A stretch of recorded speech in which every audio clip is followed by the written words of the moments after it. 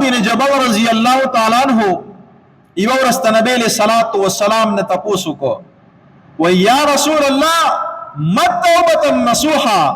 اے دے اللہ رسولا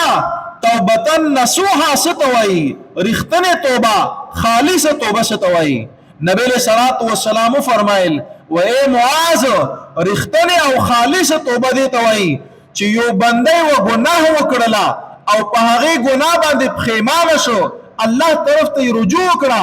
او داسې د دې ګناه نه منې شو دا ګناه داسې پرېږده ولا لکه دا شوده چې کله یو سړی دا غوا نه راول وشي